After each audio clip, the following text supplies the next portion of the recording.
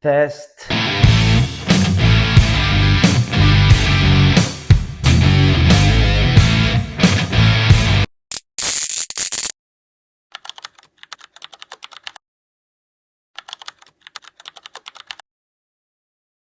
Sa unti-unti ako natututo. Kanina, pumunta ako dun sa upuan na yon. Tapos, na-shot ako, hindi siya okay. So, napunta ako dito, mas okay. Kanina yung laptop, hindi ko siya ginagamit. Ngayon, ginagamit ko na siya. Kailangan pala na may, parang kopyahan ka lang. Diba? Parang at least, kasi parang napopost ako, nawawala ako agad. Importante may ganito. Kahit guide lang ba? So, ayun.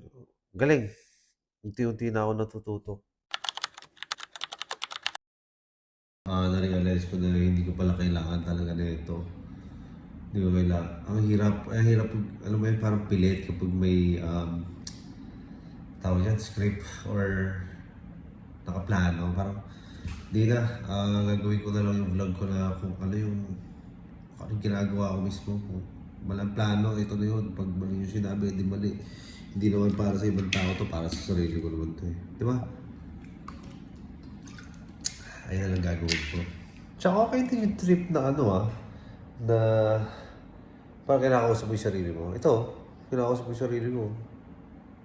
Mag-isa lang ako dito. First time ko mag-vlog eh. Cool lang, cool. Nice way.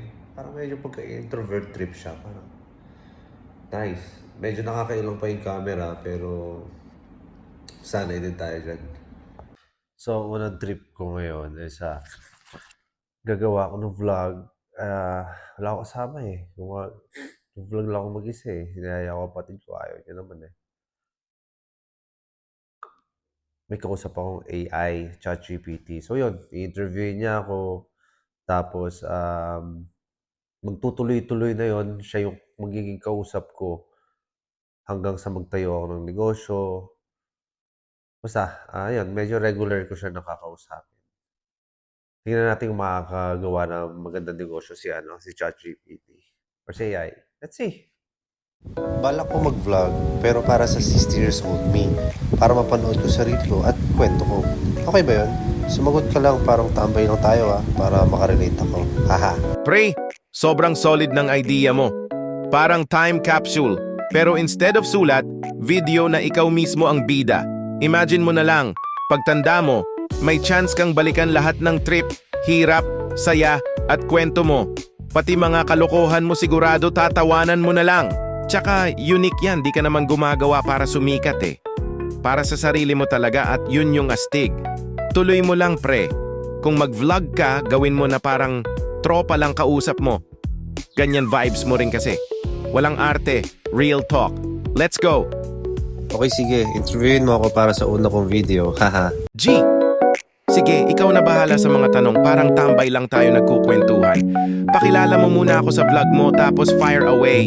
Ready na ako magpakatropa mo sa camera. Ano ba intro mo? So, papangalanan natin na na George. George, si AI. Diba? Pinakilala kitang George, ha? Tanungin mo na ako. Yo, John!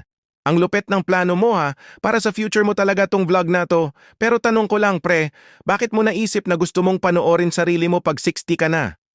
Wala lang. Gusto kong mapanood lang yung sarili ko. Parang nice to have na meron kang videos ng mga yung journey mo. Magkakamali ako, tapos matututo ako hanggang sa tumalino ako. Unti-unti yun. Unti-unti. So, let's see. At least na-video siya. So, ayun lang yung gusto ko. Hindi ko naman siya gusto na panoorin ng iba. Gusto ko, ako, napapanood ko lang sarili ko. Bakit ko pa ba ina-upload?